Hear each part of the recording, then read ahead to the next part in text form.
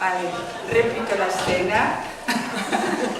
Bueno, mi nombre es Lola Lorenzo, soy psicóloga y soy miembro de una de las asociaciones que han organizado este evento, ¿no? La asociación de APO.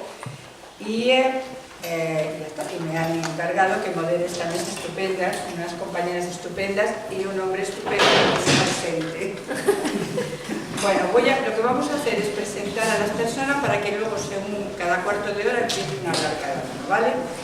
En primer lugar, va a empezar Victoria de Felipe, que es una psicóloga clínica, que es miembro también de la organización, una de las asociaciones, es miembro de Área 3, y ella además, estábamos antes hablando de ella, trabaja en Ciudad Real, bueno, parecido, Guadalajara, en un hospital, en un servicio de enlace.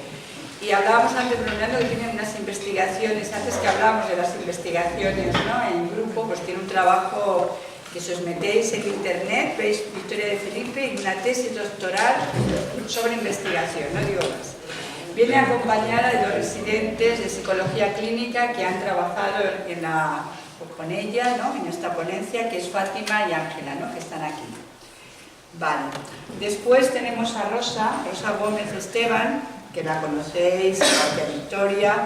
Ella fue una de las fundadoras del CHIR, ¿no? Veis que para la gente nueva hemos hablado muchísimo del CHIR, pues ahí estaba Rosa, estábamos, ¿no? Y hace muchos años. Bueno, muchos años de años nada más. Bueno, Rosa es psiquiatra y tiene muchas publicaciones, le gusta mucho de publicar además en psicoterapia, ¿no? De grupos, y tiene trabajos muy interesantes. Rosa también está, antes salió un tema de la sección de grupos en una asociación de la AEN, está ella presidiendo una nueva sección que estamos metiendo dentro, ¿no? De un campo de la Asociación de Neuropsiquiatría, estamos metiendo también, ¿no? Un poquito que hay una sección de grupos, ¿vale? Después tú. Fisquetti. Después está Iván, nos falta una silla. Y Lucía Vallejo, que... Disculpad, es que hemos tenido que empezar porque era muy tarde, ¿vale? Venga. Que ellos también son viejos conocidos nuestros y también de la época del CHIR y pertenecen a una asociación que la voy a decir en castellano, bueno, en italiano es GRIPPO y en castellano es Grupo de Investigaciones Psicoanálisis Operativo. Son viejos compañeros y viejos amigos y tienen también una trayectoria profesional e intelectual también muy interesante. Y Malena, que es ingeniera de alimentación. Vosotros habéis visto antes que se ha hablado de cómo ahí en Buenos Aires, las escuelas de psicología social y gente así, ¿no? Diversa. Pues tenemos una ingeniera que dentro de un mes es psicóloga social, pero es una ingeniera. Estas cosas solo pasan en nuestro país, aquí sería difícil. ¡Qué gusto! Bueno, y entonces... Ella que se quiere tratar aquí. Sí. Bueno, pues pertenece, ¿no? Estás en la Escuela de Psicología Social del Sur, donde está Gladys, ¿no? Sí, También. tal cual. Y bueno, nos trae un trabajo que creo también interesante. Así que vamos a intentar, por favor, un cuarto de hora cada una y cada uno. Cada una y cada uno.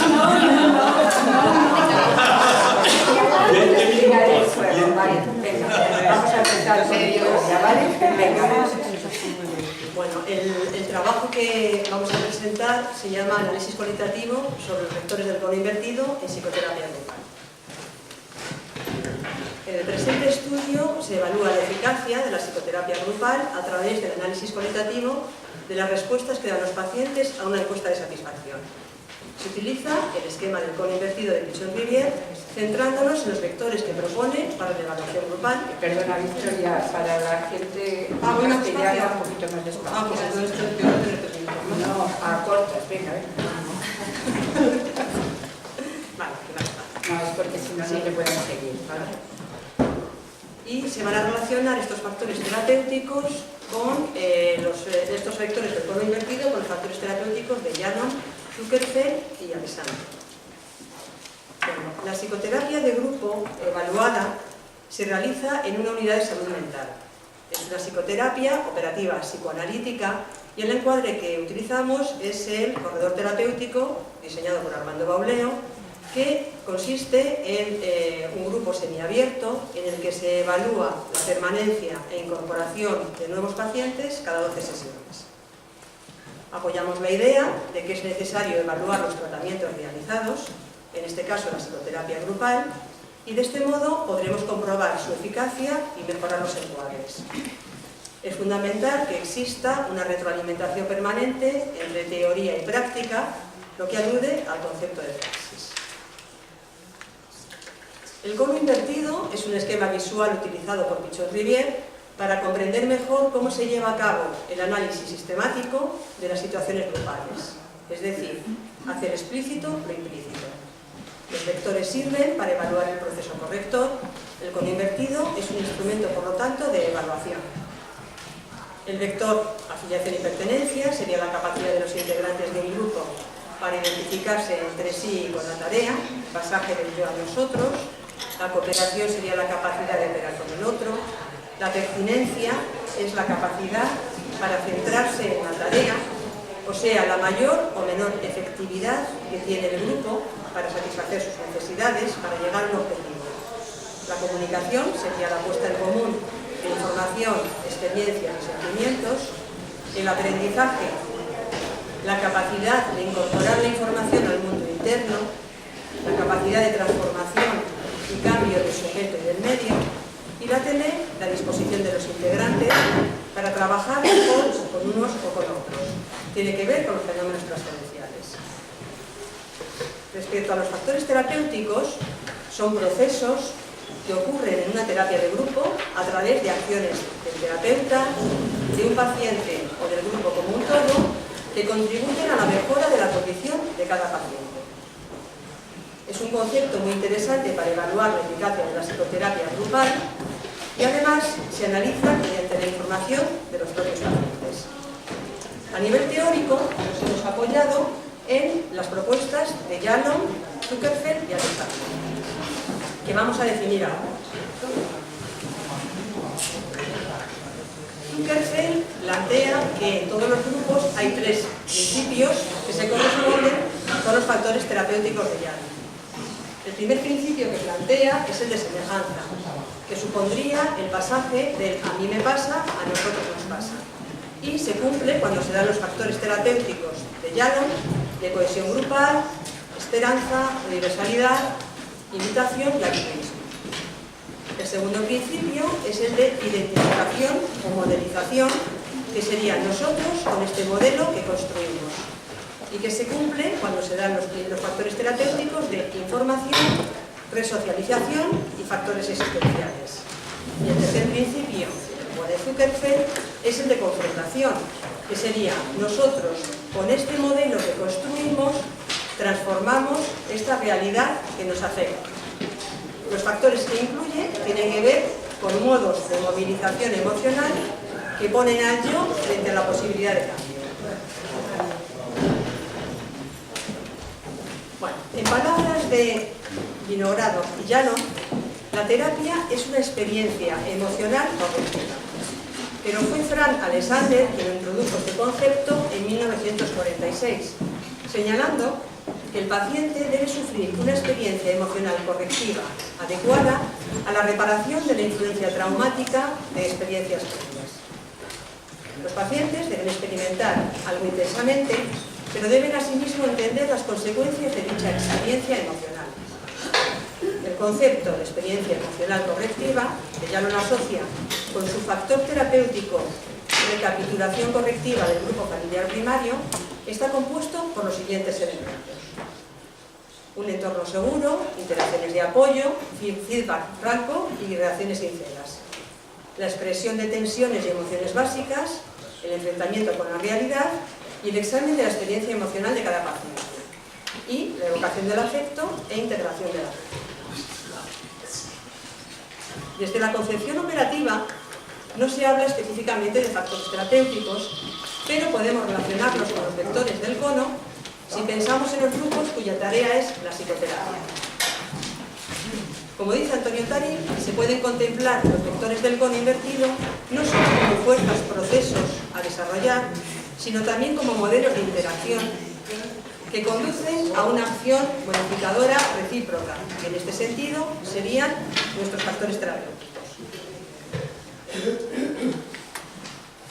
Bueno, respecto al estudio que vamos a presentar, es una investigación descriptiva de corte transversal. La muestra está compuesta por 71 pacientes de una unidad de salud mental con una media de edad de 39 años. El número de encuestas es 98, lo cual se debe a que se ha aplicado el encuadre corporal terapéutico y algunos pacientes han realizado más de un encuadre. Los diagnósticos más frecuentes son trastorno mixto ansioso-depresivo, trastorno de la conducta alimentaria, distimia y trastorno adaptativo.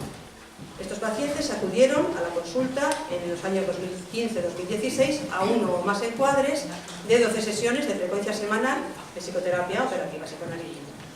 Tras finalizar la psicoterapia grupal, se les administró una encuesta de satisfacción realizada por el equipo de investigación.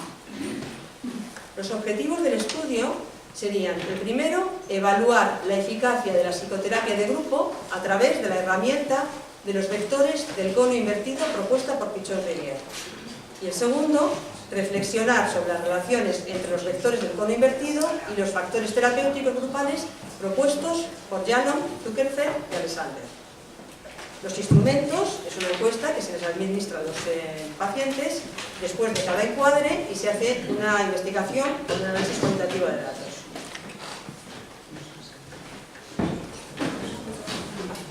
La encuesta, ¿se ve ya bien?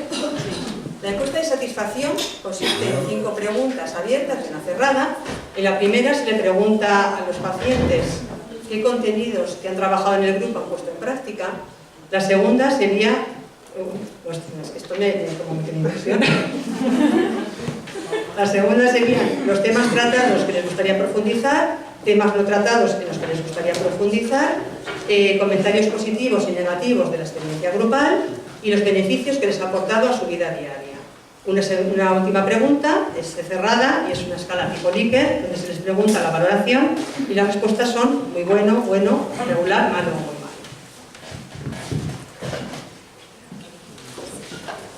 Mira, no. ¿Me oís bien? Sí, yo prefiero... ¿Me oís bien? ¿Los de atrás me oís bien? ¿Eh? No, era porque en el vídeo se escuchaba. Se escucha mejor, claro. Es que no. Oye, que os quito minutos. Bueno, el análisis cualitativo de datos se define como una actividad que implica un conjunto de manipulaciones, reflexiones, transformaciones y comprobaciones a partir de los datos con el fin de extraer significados relevantes para un problema de investigación. Los datos han sido analizados mediante el software para análisis de datos cualitativo, gestión y creación Atlas-T. Se han extraído citas del texto, las respuestas de las encuestas, que a su vez se agrupan en códigos relativos a las teorías comentadas, Janon, Zuckerfeld y Alexander, y a las impresiones de las investigadoras. En una última vuelta, realizada para este trabajo, se ha llevado a cabo la codificación de la información basada en la propuesta de Pichon-Rivière de los 6 vectores del cono invertido que hemos descrito en el apartado anterior. Los resultados, con respecto al objetivo primero, que era evaluar la eficacia de la psicoterapia de grupo a través de la herramienta de los vectores del cono invertido propuesta por Pichon-Rivière, nos encontramos que hemos podido codificar 663 respuestas que se distribuyen del siguiente modo. El vector que más aparece es el de pertinencia, seguido de comunicación, aprendizaje, cooperación, afiliación y pertenencia. Asimismo, se han hallado algunas asociaciones entre vectores. Esto ocurre porque en ocasiones una respuesta puede ser clasificada como perteneciente a 2 vectores. Hemos encontrado asociación entre cooperación y pertinencia y comunicación, y pertinencia y aprendizaje. Por otro lado, si analizamos la presencia de los vectores de acuerdo al número de sesiones que ha realizado un paciente, recordamos que cada encuadre son 12 sesiones, encontramos que la pertinencia es el vector que más aparece a lo largo de todo el proceso psicoterapéutico, independientemente del número de sesiones de psicoterapia. Cuando hablamos de pertinencia, incluimos las respuestas que se refieren a aspectos concretos de la tarea de psicoterapia. Por ejemplo, conocerme cada día un poco más, tratar mi problema desde otro punto de vista, autoanálisis, escarbar en mi pasado y afrontar momentos olvidados. En la medida que los pacientes llevan más tiempo en la psicoterapia grupal, también cobran más peso otros vectores como son comunicación, aprendizaje y tele. Si analizamos las respuestas de los pacientes teniendo en cuenta las preguntas de la encuesta, encontramos que para las preguntas sobre contenidos aplicados y contenidos a profundizar, el vector que más peso tiene es la pertinencia. Los comentarios positivos sobre el grupo se asocian con los vectores tele y cooperación, que consideramos guardan relación con el clima grupal, con la parte más emocional y transferencial del grupo.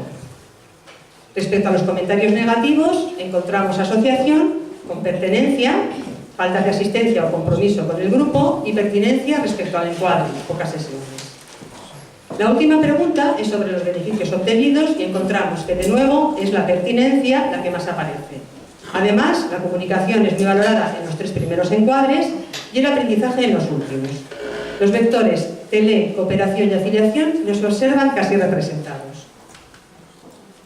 Respecto a la pregunta sobre la valoración del grupo, vemos que aproximadamente el 90% de los pacientes lo valoran como positivo, como bueno o muy bueno en todos los encuadres y ninguno como malo o muy malo. Bueno, con respecto al segundo objetivo, que era reflexionar sobre las relaciones entre los vectores del cono invertido y los factores terapéuticos grupales, los resultados se muestran en esta tabla. Afiliación y pertenencia se asocia con semejanza, que era el pasaje del día a nosotros, y con las faltas de asistencia o compromiso con el grupo. Cooperación se asocia con la cohesión del grupo, semejanza e interacciones de apoyo. Pertinencia es el vector que más asociaciones tiene y se asocia con la recapitulación correctiva del grupo familiar primario, la confrontación, que sería nosotros con este modelo que construimos intentamos transformar la realidad que tenemos, expresión de emociones y tensiones básicas, enfrentamiento con la realidad y examen de la experiencia emocional, evocación del afecto e integración del afecto. Y con una introspección, autoconocimiento, autoestima, manejo de síntomas y restricción del encuadre. La comunicación se asocia con el desarrollo de técnicas de socialización y catarsis, con la confrontación y con la expresión de emociones y tensiones básicas. El aprendizaje con la identificación, que serían nosotros con este modelo que construimos, con el enfrentamiento con la realidad y el examen de la experiencia emocional. Y por último, la tele con la semejanza. Bueno, este es un gráfico que nos da el propio programa, donde se puede ver también la densidad de los distintos vectores que tienen que ver con la asociación con los factores terapéuticos. Es otra forma de ver lo que acabo de decir a través de la tabla. Como conclusiones, podemos decir que los pacientes que acuden a esta psicoterapia de grupo prefieren sentirse satisfechos. Es posible evaluar la eficacia de la psicoterapia grupal mediante metodología cualitativa de investigación, que además es coherente con nuestra concepción teórica y clínica. Los vectores del cono invertido son un instrumento útil para evaluar la eficacia de la psicoterapia grupal. Los vectores pertenencia, cooperación y tele se consideran como condiciones para que la psicoterapia sea eficaz y los vectores pertinencia, comunicación y aprendizaje indicarían la eficacia de la misma. El vector pertinencia es el que aparece con mayor frecuencia y densidad, mayor número de asociaciones con otros códigos. Teniendo en cuenta que para la concepción operativa la pertinencia es el abordaje de la tarea y que un grupo que trabaja su tarea es un grupo eficaz, consideramos que la psicoterapia evaluada ha sido eficaz. Y por último, decir que las respuestas de los pacientes que se refieren a la pertinencia del abordaje de la tarea han ido en la línea de lo que diferentes autores consideran como terapéutico en un grupo de psicoterapia. Desde la expresión de emociones y tensiones, que también implican la evocación del afecto, hasta la integración del mismo, para llegar a la recapitulación correctiva del grupo familiar primario.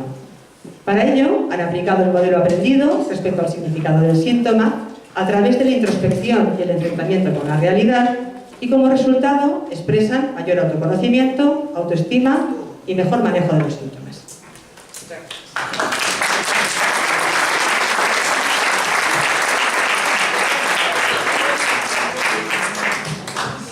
Gracias, Victoria, por el trabajo y genial, genial. Muy bien. Bueno, ahora... ¿Se oye bien?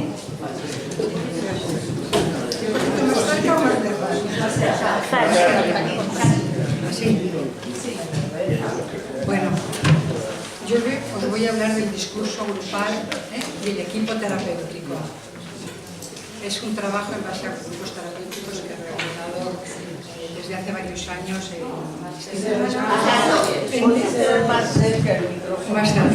en distintos dispositivos, o sea, hospital de día, hospital psiquiátrico y fundamentalmente en centros de salud mental en Madrid. Bueno, entonces, para no perder tiempo, bueno, primero agradeceros al comité organizador, ¿no?, que habéis posibilitado la organización de estas jornadas, a Marta de Horas y Armando por la formación que hice con ellos, que fue extraordinario durante mucho tiempo y mucho cariño, y luego y a todos vosotros por estar aquí. El discurso grupal ha sido motivo de mi interés en los últimos años porque lo considero un factor terapéutico central en la psicoterapia de grupo. Me refiero al discurso que se construye en la interrelación de los sujetos y el equipo terapéutico y que se produce en cada encuentro y se articula a lo largo del proceso terapéutico. Los discursos subjetivos varían en función de la estructuración psíquica y de la patología del sujeto. En ellos se observan las diferentes maneras de interpretar el mundo y los diversos modos de relación y vinculación con los otros. En los grupos de neuróticos, el discurso grupal gira básicamente alrededor de las preguntas acerca del deseo de los padres y de los propios. Y en la psicosis, a pesar de sus graves limitaciones para hacer discurso con los otros, se constata el cuestionamiento de sus certezas delirantes, místicas y religiosas, como se evidencia en uno de los emergentes centrales en la que se preguntaban: ¿por qué todos somos Dios, Jesucristo, la Virgen, algún profeta? Y entonces terminaban diciendo, pues porque vivimos en España y hay una ideología religiosa muy importante, y luego con el paso del tiempo podrían decir que era fruto de la megalomanía, del sufrimiento que tenían viviendo en este mundo, en los cuales estaban en un absoluto desamparo e impotencia. Por favor, ¿puede usted hablar más cerca del micrófono? Más cerca del micrófono. Sí, pero me pongo aquí. ¿Aquí mejor? Sí. Bueno, entonces decía eso, que ellos dicen que los grupos psicóticos, aunque se dice que no se hace vínculo social, pues es impresionante cómo a través del diálogo de la conversación y en encuadres prolongados pueden trabajar cosas muy interesantes. En los grupos con pacientes denominados trastornos límite, el síntoma fundamental es el pasaje al acto, lo que muestra sus dificultades de simbolización. En el proceso grupal vinculan los intentos de suicidio con las intensas situaciones traumáticas vividas. El desamparo y el maltrato son dos significantes fundamentales en la vida de estos sujetos. La mayoría de los pacientes han sido objeto de maltrato y abuso sexual o físico por las figuras parentales o cercanas. Punto 1. El equipo terapéutico. En las primeras etapas del proceso, el equipo dirige sus intervenciones al encuadre y a la creación de una estructura grupal que permita acoger a los sujetos y contener los intensos movimientos pulsionales. El grupo se transforma en un espacio de significación y simbolización si el equipo posibilita que circulen las necesidades, demandas y deseos de los sujetos y se interviene para develar el latente grupal y las formaciones del inconsciente de los sujetos que emergen durante el proceso. El equipo en funciones diferenciadas, eso es muy importante, por eso nos gusta trabajar en pareja terapéutica, ha de observar y organizar las cadenas de significantes porque es en ellas donde el inconsciente y el sentido insisten, para realizar la lectura de aquello que fue reprimido, no dicho, no pensado o rechazado. Se orienta por lo que se repite, lo traumático, lo no verbalizado, para que puedan emerger los significantes reprimidos o forprimidos. Selecciona aquellos elementos que puedan interrelacionarse entre lo dicho, no dicho, los actos, el contexto y los sujetos productores del discurso en su interrelación. Los emergentes inicial, central y final que describirá Bauleo son de gran interés para orientarnos en las líneas del discurso grupal. El analista grupal coordinador, aunque interviene sobre la grupalidad, sostiene el pensamiento y el discurso individual para que los participantes puedan interrogarse acerca de sus problemáticas, síntomas y deseos. Señala las repeticiones transferenciales que permiten presentificar el pasado para incorporarlo al presente y de ese modo proyectarse hacia el futuro. Realizan intervenciones e interpretaciones simbólicas sobre los existentes, que son los fenómenos que se dan en la realidad existencial del grupo y que están organizados en base al registro imaginario y real de los integrantes, unos existentes que se transformarán en emergentes gracias a la interpretación, como señalarán Piccioni y Quiroga. Sus intervenciones se dirigen a las incoherencias, las dudas, ambigüedades, contradicciones, dilemas, equívocos, paradojas, inversiones, negaciones, y asimismo a las exclusiones y disociaciones entre el pensamiento, afecto y acción y entre lo común y diferente. Se preocupan de sostener los cuestionamientos y preguntas de los participantes para que lo dilemático se transforme en problemático. Y otro aspecto central es el reconocimiento de las diferencias, ya que es fuente importante de conflictos en los grupos. A través de sus diferentes modalidades de intervención, señalamientos, preguntas, puntuaciones, cortes o interpretaciones, hace consciente lo inconsciente de los sujetos y posibilita el trabajo de elaboración al aportar los elementos significativos para el proceso de significación.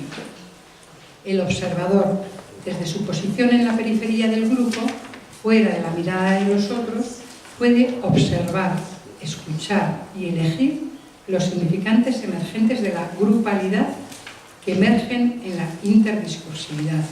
En su función de escucha, escritura, lectura, construye ese latente grupal que es desconocido para los sujetos. Desde una posición de silencio y escucha atenta, observa y visualiza la grupalidad y detecta aquellos emergentes de lo individual o grupal que puedan encadenarse para producir efectos de significación.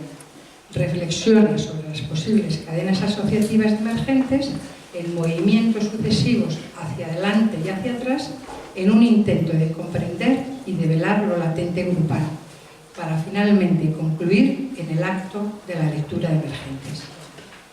Pensamos la lectura de emergentes como el eje fundamental del discurso grupal de la sesión, que se cerrará con la inclusión de los emergentes posteriores a la misma.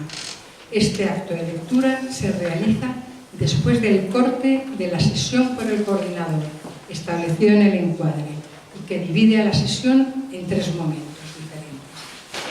El primero, de diálogo y discusión libre, entre comillas, de los participantes. El segundo, después del corte, que permite al coordinador y a los integrantes la escucha del discurso producido por el grupo. Y el tercer momento, después de la lectura de emergentes y hasta el cierre de la sesión grupal, que es el tiempo de comprensión de lo acontecido para los integrantes. La función del corte tiene gran interés. Es un punto de inflexión en el grupo.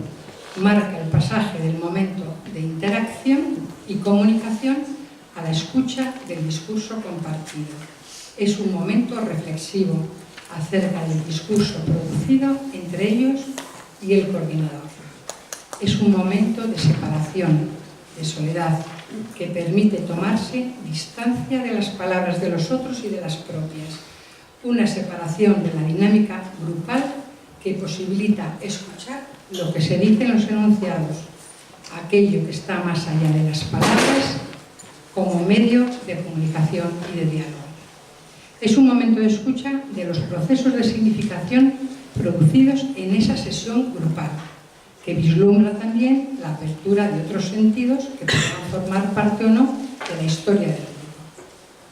Es un momento privilegiado para que los participantes aprendan que los discursos están abiertos a múltiples interpretaciones y que se producen en función de los vínculos puestos en juego. Un tiempo en el que se puede observar la implicación de cada uno en el discurso y aprehender cómo se realizan los procesos de producción de sentido. 2. El proceso de construcción del discurso grupal. El discurso grupal emerge en el diálogo y se construye con el material de los diferentes discursos subjetivos entrelazados y nos muestra el deseo de pensar y buscar en común lo que hace sufrir a cada uno, ese goce desconocido para el sujeto que remite a la fijación pulsional. El discurso grupal de la sesión es la unidad mínima del discurso del grupo y se construye a partir de la resonancia o disonancia de los discursos de los sujetos en cada encuentro grupal. El discurso grupal de la sesión representa al grupo en ese momento y situación y resignifica la historia previa del grupo. Es un discurso abierto, ya que los significantes circulan libremente hasta que son señalados como emergentes de la dinámica grupal o individual y entran en el proceso de significación.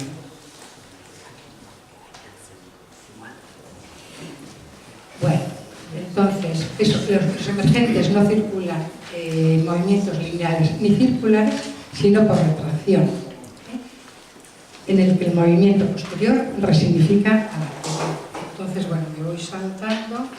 Lo que es importante es que el equipo tenga claro que el proceso de significación solo puede darse si se fractura la lógica del signo que relaciona estrechamente significante y sentido. Por ello, ha de reunir la rápida comprensión y los sobreentendidos.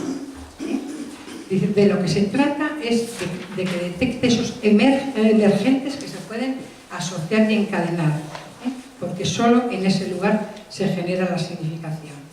El discurso, por tanto, se produce en asociaciones significativas de emergentes y en progresivas integraciones entre pensamiento, afecto y acción, entre lo manifiesto y latente, entre la singularidad y grupalidad y entre lo común y diferente. Bueno. Se construye en función de movimientos pulsionales, transferenciales y transicionales que ponen de manifiesto los grupos internos de cada sujeto, en movimientos proyectivos, introyectivos, de identificación y desidentificación, de externalización del mundo interno, internalización del externo, y a través de movimientos transferenciales, verticales, laterales, horizontales y transversales, con desplazamientos del pasado al presente, y en movimientos del manifiesto a lo latente y retroactivos. Es decir, el discurso grupal se construye en los múltiples movimientos que se generan en el devenir del grupo, siendo fundamentales los que giran de la singularidad a la grupalidad y de la grupalidad a la singularidad. Entonces ahora ya es un entrecruzamiento de discursos individuales, duales, subgrupales y grupales que se despliegan en el proceso terapéutico y posibilita la emergencia de aquellos significantes emergentes reprimidos, denegados y forprimidos, lo que a su vez permitirá la liberación de los afectos suprimidos. Y a modo de conclusión, solo digo una cosa.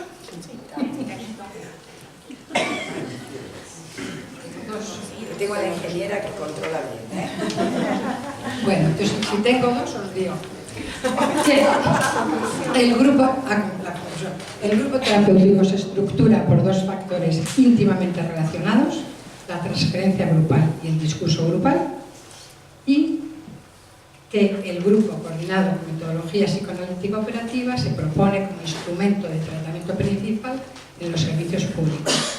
Su gran eficacia se debe a que funciona como espacio de simbolización y significación, además de ser un dispositivo privilegiado para la contención de las pulsiones de muerte, y porque posibilita observar, conocer y transformar los modos de relación y vinculación con nosotros. Proponemos al discurso grupal como objeto de la psicoterapia de grupo psicoanalítica, porque lo consideramos como factor terapéutico central que incluye a todos los demás.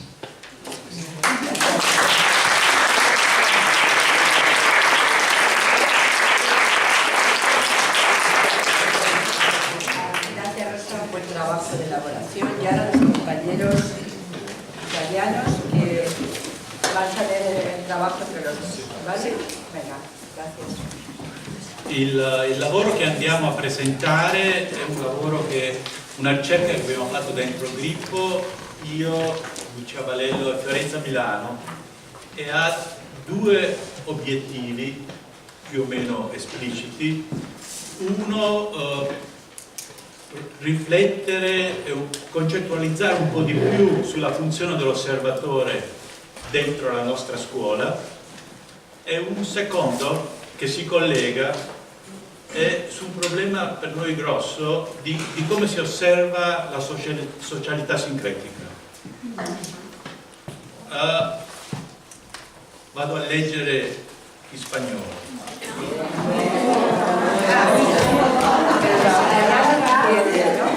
Los compañeros italianos entienden, ¿no? Entienden. Observación, controtransferencia y vínculo. Observación y ideologías. La controtransferencia del observador siempre se ve comprometida en la investigación, tanto emocional como ideológicamente, en la urgencia de volver a reflexionar sobre el pensamiento ideológico en la vida quotidiana è proporzionale a sua apparente inattualità. Uso la parola inattualità di Nietzsche.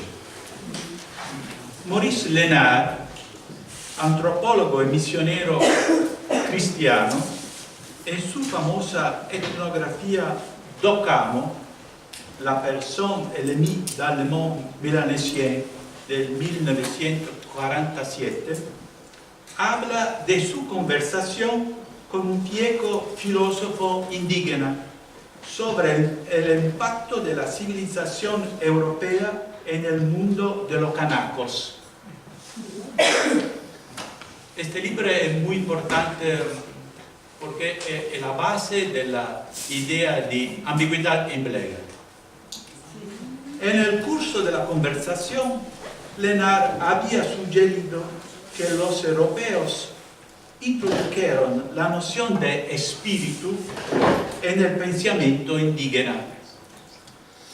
Siempre hemos actuado de acuerdo con el espíritu, dice el viejo filósofo. Lo que no traíste es el cuerpo. Para Lénard, la afirmación es sorprendente. Es sorprendente porque nuestra ideología ordena las cosas al colocar el cuerpo del lado de la naturaleza y el espíritu del lado de la cultura, el cuerpo del lado del primitivo y el espíritu del lado del civilizado. El análisis del obstáculo ideológico lleva a Lénard a identificar el obstáculo epistemológico. Emerge que la posibilidad misma de subjetivación tiene como condición de posibilidad una forma particular de habitar el mundo con el cuerpo. El pasaje sugiere que antes de la dominación europea, para los canacos, el cuerpo no era ni sujeto de experiencias ni objeto de discurso. No tenía existencia propia, ni un nombre específico para designar. Solo fue un apoyo, un soporte.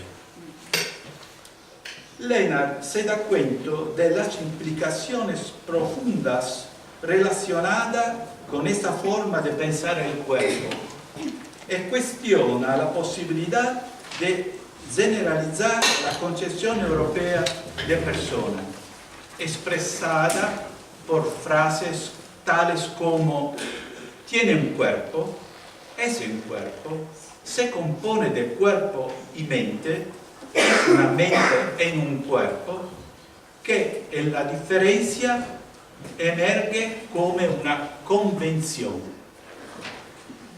El gráfico de Lénard, che si trova nel capitolo Simbiosi e ambiguità, sopra l'ambiguità, è l'unico grafico del libro, muestra un sujeto que conoce o reconoce a través de las relaciones con otros, el conjunto de relaciones o funciones que realiza.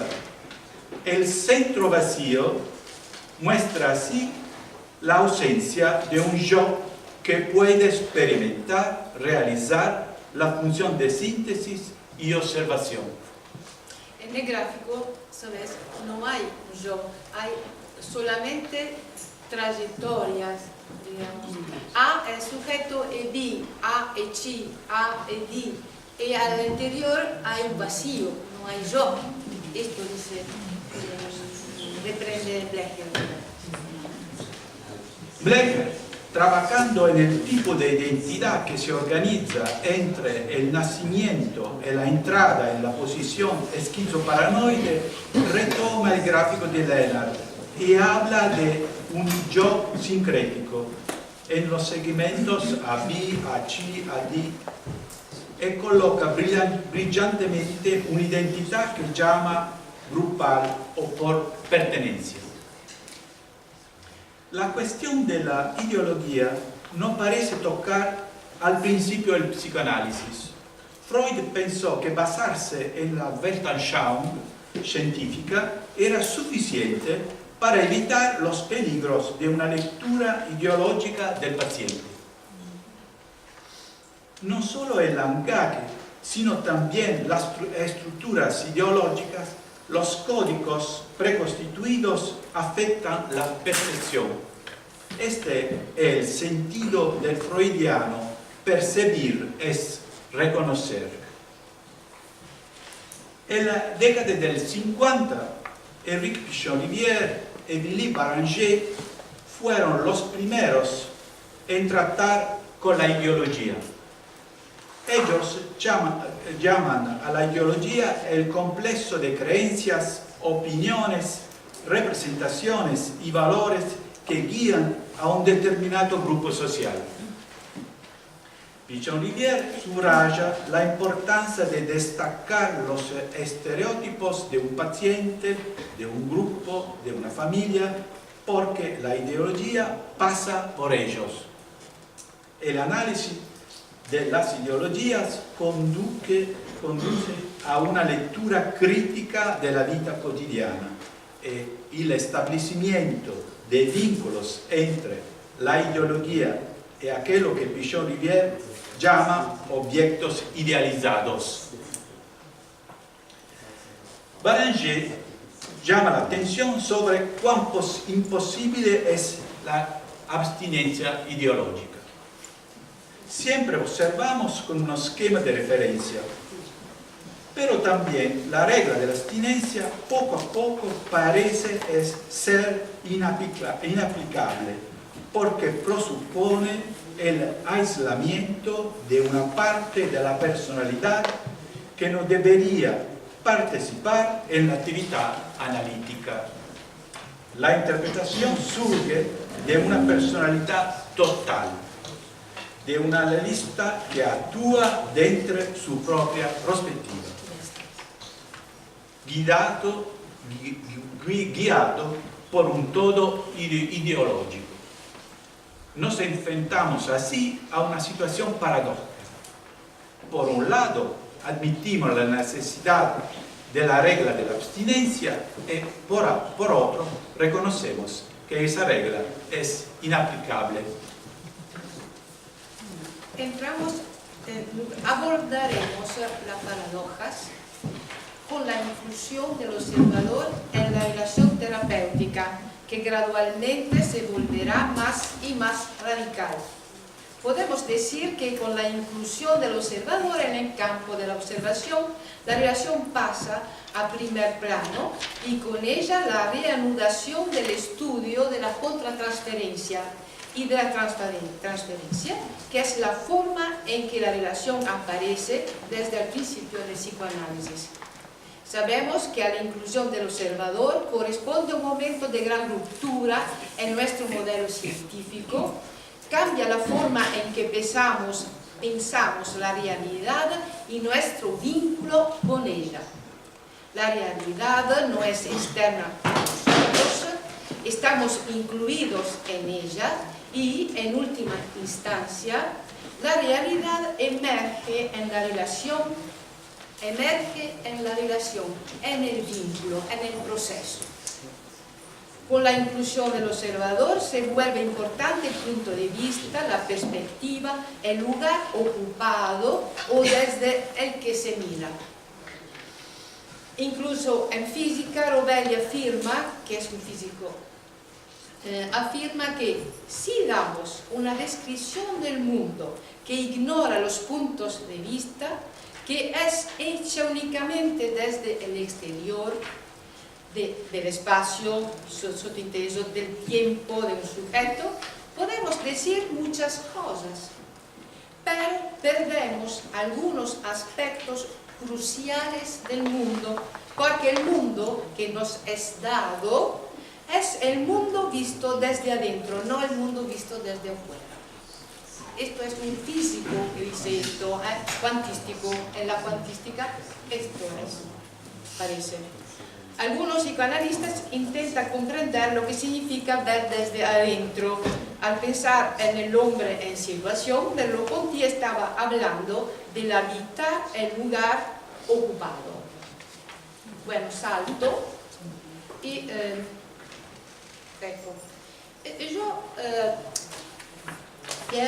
nosotros queremos hablar de un modo muy simple la importancia, digamos, del encuadre espacio-tiempo, funciones y tarea pensados como organizadores de un proceso, ¿no? Como dice Baudelaire.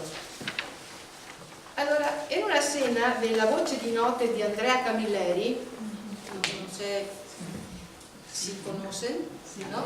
Andrea Camilleri, hay un diálogo particular que se desarrolla entre el comisario Montalbano y su colaborador Fazio. Se encuentra en la entrada de un supermercado a donde el comisario ha pedido ser acompañado para una nueva inspección. En el diálogo se ve cómo, según el motivo, cambia lo que observamos. Fazio chiede al comisario: comisario, ¿le puedo hacer una pregunta? Sí, dime, dice Montalbano. Pero, ¿qué tenemos que buscar en la oficina? Montalbano: no tenemos que buscar nada. Fazio: ¿y entonces qué hemos venido a hacer? ¿No lo ha visto y revisto ya más de una vez? Montalbano: sí, pero siempre con ojos diversos. La primera vez que vine aquí a la oficina había sido el teatro de un culto y yo lo vi como un lugar en el que había acontecido un hurto. La segunda vez, cuando volví a la oficina, había sido el teatro de un suicidio y yo lo miré como el lugar en que había acaecido un suicidio, pero todavía no lo he visto como el teatro de un homicidio. Cambiando la tarea, hurto, suicidio, homicidio, el caso es siempre lo mismo, solo que con estas variantes. Cambiando la tarea, se ve con ojos diversos el teatro de un evento. Aparentemente el lugar permanece siempre el mismo, de hecho cada vez es un lugar diverso. Incluso en el campo cada vez distinto, el observador organiza de modo distinto cada vez lo que desde ahora emerge como multiplicidad. A partir de la tarea, la escena, aún permaneciendo la misma, se convierte cada vez en otra escena. 2 minutos. Bueno, voy a pasar a una escena familiar. Traemos una escena central de un primer coloquio familiar en el que tomamos como emergente no tanto el nivel temático, lo que los miembros de la familia dicen, cuanto lo que hacen.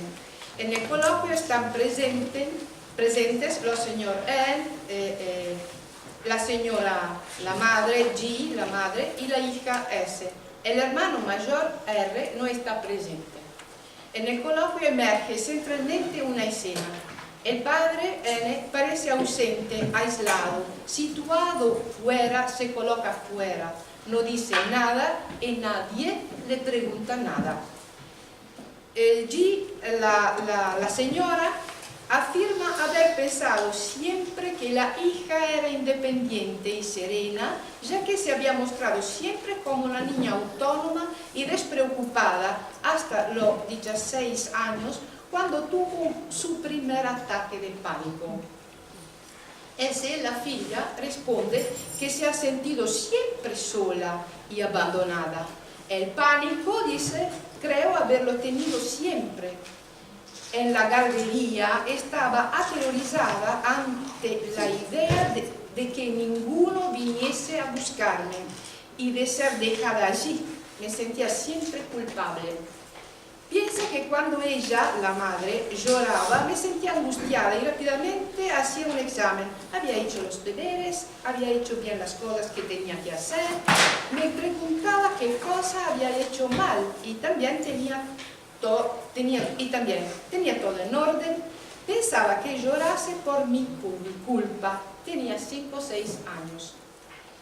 Y la madre replica, diciendo que siempre la ha vista como una niña libre y muy inteligente. Mientras R, el hijo, había llorado ininterrumpidamente día y noche desde el momento del nacimiento y había parado de golpe cuando había nacido S. El hijo es descrito como inseguro, siempre en dificultad, necesitado de atención y curas constantes de la madre, absorbida por él durante el desarrollo de los deberes escolares y en todas las cosas. En la interacción, que es una no interacción, Blecher, en el sentido de Blecher, la familia muestra, escenificándola, una modalidad de comunicación en la que cada uno habla como en un monólogo.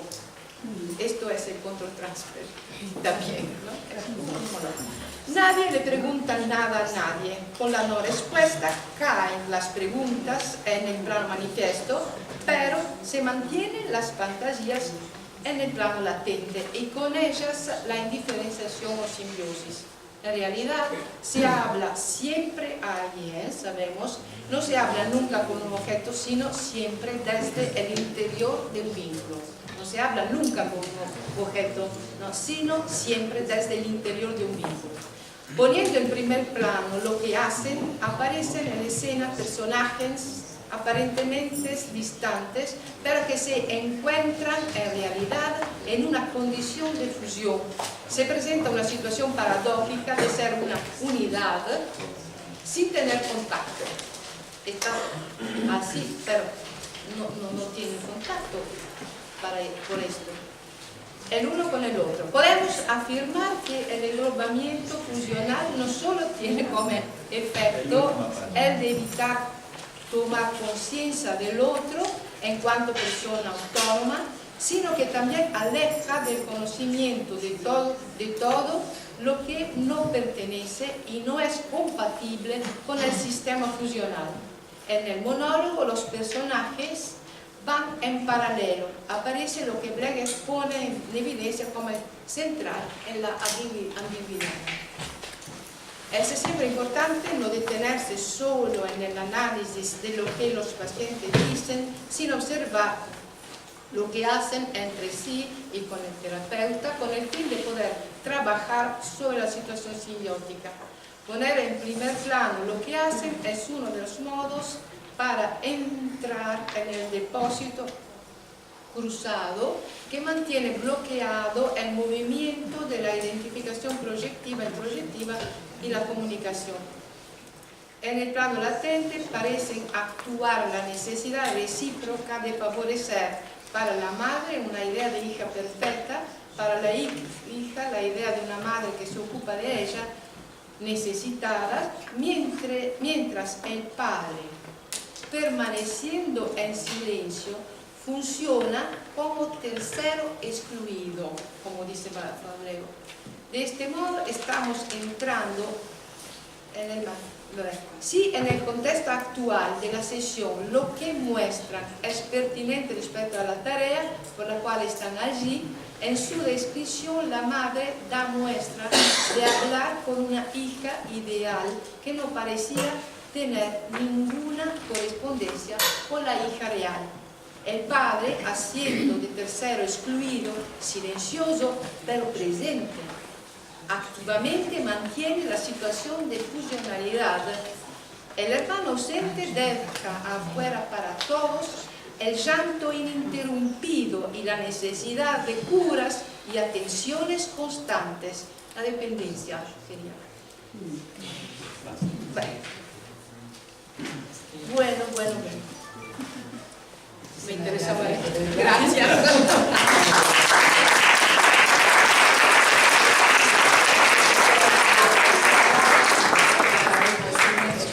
Trabajo como me estáis presentando, pero es que si no nos vamos a quedar solo con 20 minutos para llegar por los que es muy interesante. Esperamos que podamos publicar, se va a grabar todos los trabajos muy interesantes.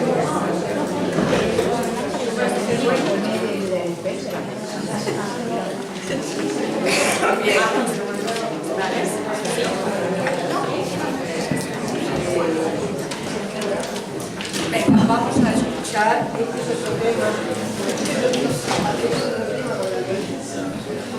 escuchar la última publicación de Malena, que es un esfuerzo por acometer, y luego sobre todo trabajaremos todo. De todas maneras, gracias a todos, es un esfuerzo de síntesis.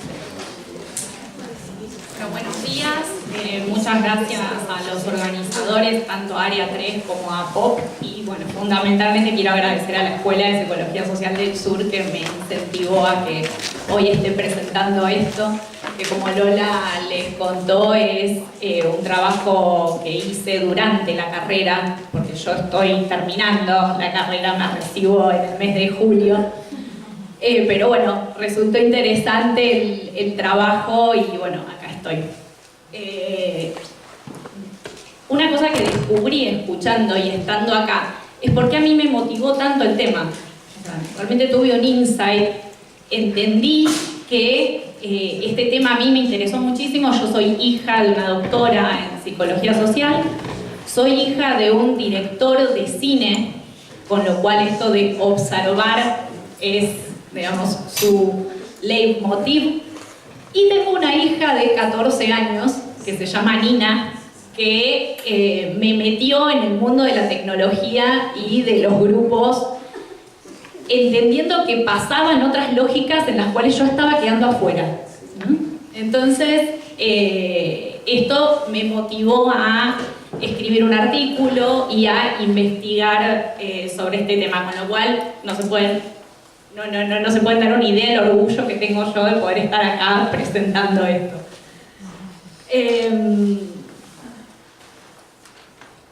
Vamos, hoy me estoy adelantando porque tengo acá distinto allá. Mi formación en psicología social, yo tenía que elegir si hacía la modalidad presencial y la modalidad a distancia, hace casi 3 años atrás. En ese momento tengo que confesarles que tuve un prejuicio importante con la modalidad a distancia, no creía que se podía aprender de la misma manera, lo derribé. Hoy puedo decirles que sí, y no se pierdan las presentaciones que van a hacer mis compañeras, porque de ellas 2 son trabajos hechos en la modalidad presencial y 1 es a distancia. No sé si lo van a decir ellas, pero bueno, los invito a que después jueguen a ver cuál es cuál. Yo creo que uno no se puede dar mucho cuenta porque los efectos son similares. Elegí la modalidad presencial, como les decía, y en tercer año de la formación llega la práctica del rol observador. En ese momento yo tengo que elegir, digamos, si lo hago con mis compañeros la forma presencial o distancia, ¿no? Lo que es la modalidad a distancia. Y elijo hacer la distancia porque esto, ¿no? Estaba pasando por una coyuntura que necesitaba flexibilidad de tiempo, y por otro lado me pasaba esto que mi hija estaba, digamos, demostrándome que había algo en los entornos virtuales, en los grupos. Ella estudia digamos, en la nube, se manda WhatsApp con los compañeros, arman grupos para salir, se pelean y hasta se amigan. Todo por entornos virtuales, digamos. Así que decidí, como les decía, hacer mi práctica del rol observador en la modalidad a distancia, en estos grupos a distancia, que ahora vamos a ver qué características tienen para comunicarse. Pero antes de ver eso, quiero repasar un poco, digamos, cómo es la concepción del equipo de coordinación donde está inserto el observador, ¿no? ¿Cómo es en nuestra formación? Como dice ahí, el equipo de coordinación está usualmente formado por el coordinador y uno o más observadores no parlantes, cuya misión es tomar nota del acontecer grupal, en especial de las situaciones que su atención flotante detecte como significativas. Luego, en reuniones realizadas entre un encuentro del grupo y otro, el equipo estudia y unifica las distintas visiones del acontecer grupal y considera las devoluciones que se hará en el encuentro siguiente. La actividad dentro de este equipo de coordinación, la actividad puntual del observador consiste en registrar datos, indicios que permitan establecer hipótesis acerca del desarrollo de un grupo, de su relación con sus objetivos, las dificultades que surgen en su tarea, su relación con sus miembros, modalidades de abordajes de la tarea, etc. Esto es la función, digamos, la actividad del observador. Que, como les decía, me parece esto importante, en la formación es un estudiante, ¿no? Es un estudiante que está formándose, está aprendiendo el oficio de ser observador mientras participa en este equipo de coordinación, aprendiendo y exponiendo, digamos, siendo colaborador, podríamos decir, del coordinador. La observación del grupo es compleja. En cuanto a lo que hay que observar es la dinámica del grupo. Ya no son personas. Ahí está la dificultad de la observación. Se suelen observar formas en vez de la dinámica. La dinámica del grupo es la interacción del grupo con la tarea. Perdón, estoy acá. Como yo lo paso acá, gracias. Del grupo con la tarea que realiza, basada en los 3 postulados, digamos, esto está tomado de apuntes de clases dadas en la escuela, en la primera escuela de psicología social. La dinámica del grupo es la interacción del grupo con la tarea que realiza, basada en los 3 postulados básicos, que todo grupo, si el miembro coopera con el grupo, si el miembro se siente perteneciente y pertinente, ¿no? ¿Y cómo es esta modalidad que yo les contaba de distancia?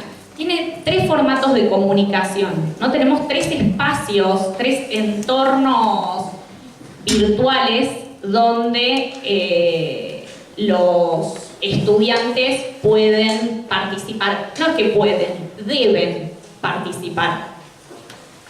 Uno de ellos es a través de foros de una plataforma. O sea, ingresan a una página web y ahí tienen distintos foros, distintos espacios con ciertas convocatorias, ¿no? Temas específicos, material de lectura, videos a ver, y ahí tienen que participar y hacer una reunión, digamos, digamos, de grupo. Podría ser como en lo presencial se sería la reunión presencial, que tiene un teórico que después estimula el intercambio. En distancia se utiliza, digamos, se utilizan, sí, digamos, fichas y videos para tener como ese tema de discusión que convoque a abrir este diálogo. Y esto es asincrónico, ¿no? Pueden entrar durante las 24 horas, con lo cual los estudiantes ingresan y se encuentran con distintas participaciones. Después hay jornadas presenciales, porque esto consideramos que es esencial justamente para que se conforme el grupo, ¿no? Para que son durante un cuatrimestre 3.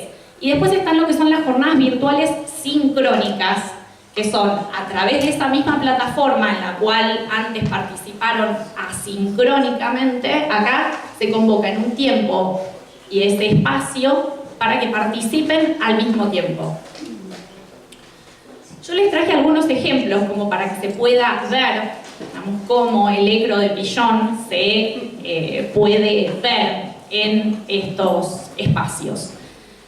En el foro de presentación, al principio, empiezan presentándose, hay una mutua representación, digamos, la convocatoria es que se presenten, que digan de dónde son, para empezar a armar la mutua representación interna.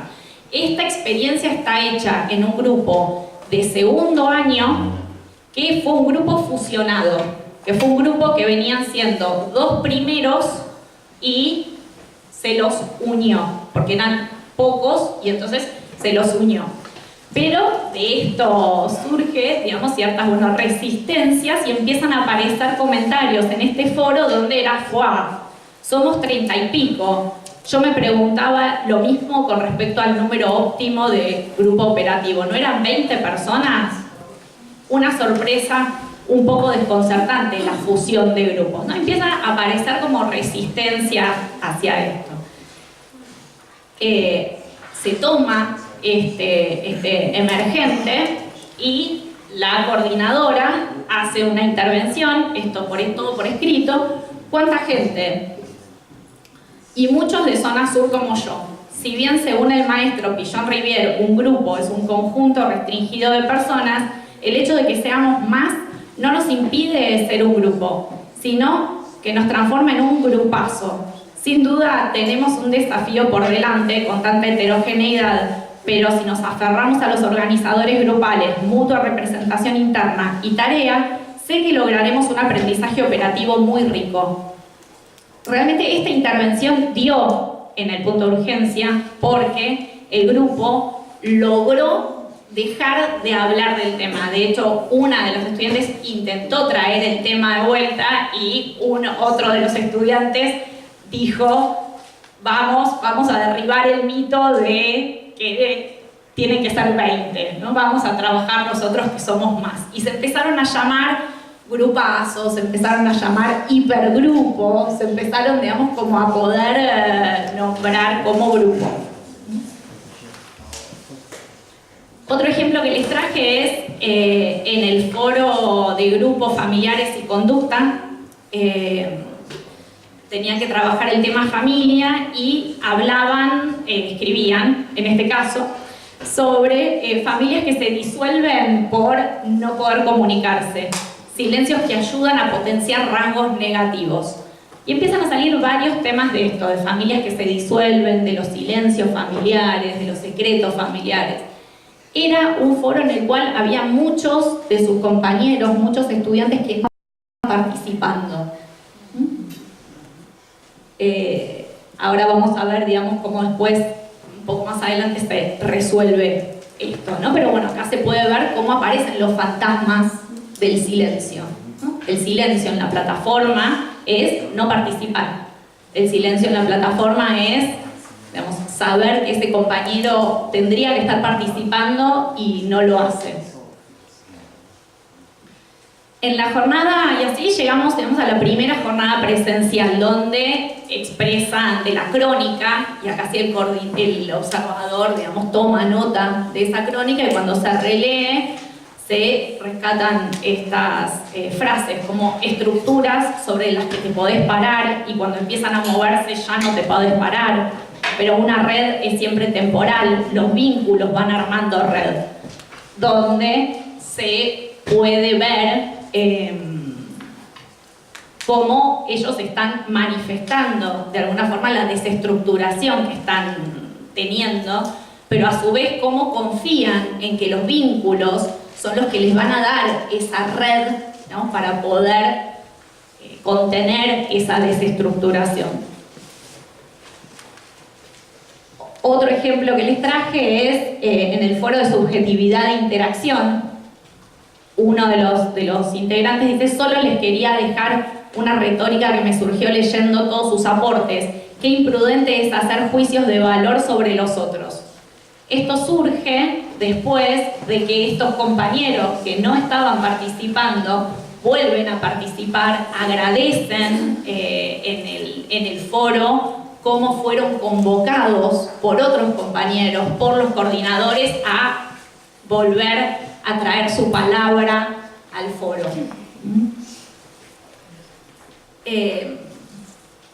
Otro ejemplo, apertura de la segunda jornada virtual, esta es la sincrónica que yo les decía, donde aparecen frases como qué colorido está este chat, hay que diferenciarse porque si no me pierdo, nuevos anteojos y la diferencia entre los de contacto y los aéreos, ¿no?, donde podemos ver, que ellos están mostrando, ¿no?, esto de los nuevos anteojos, nuevas formas de ver, ¿no?, nuevas formas de poder verse y poder ver la realidad. Así que, como conclusiones de este trabajo, de esta investigación, los grupos en entornos virtuales son un existente. Es algo que nos atraviesa y que no parece que vaya a irse pronto, por lo menos, o que vaya a cambiar demasiado pronto. Con lo cual creo que los psicólogos sociales tenemos un desafío, digamos, y como bien dice Pillon, de mostrar una adaptación activa a la realidad y empezar a investigar más sobre este mundo, porque me parece que hay mucho por hacer. Que el ECRO de Pillon-Rivière se puede aplicar a grupos en entornos virtuales, que era algo que yo, sinceramente, como les decía, tenía mis prejuicios sobre el tema. Hoy les puedo decir convencida que sí, se puede perfectamente. Y que, ¿por qué se puede? Porque los efectos son realmente los del grupo operativo. Mi sensación, como decía esta estudiante de los anteojos cuando terminé esta investigación, es que Pillon-Rivière nos regaló unos anteojos para ver las dinámicas grupales más allá de los medios de comunicación que elijamos utilizar. Muchas gracias.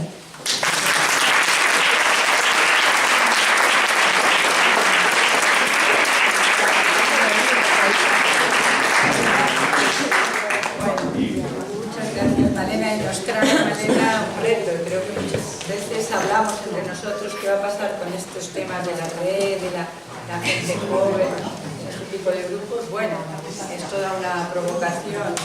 Eso lo deja la gente joven, ¿ya? Bueno, son las 2.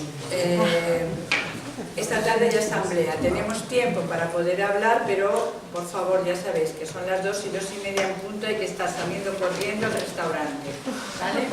Así que intentamos, a mí me parece que la mesa ha sido muy interesante, ¿no? Toda muy práctica además y mucho análisis acerca de la práctica y desde los lugares además de... Habéis hablado en general de la observación, ¿no? De qué observamos, ¿no?, a partir de nuestro trabajo. Entonces, venga, os animo a participar, pero tener en cuenta todos que tenemos el tiempo justo. Sí, os en lugar de moderador, prefiero que observador, ¿eh? A ver.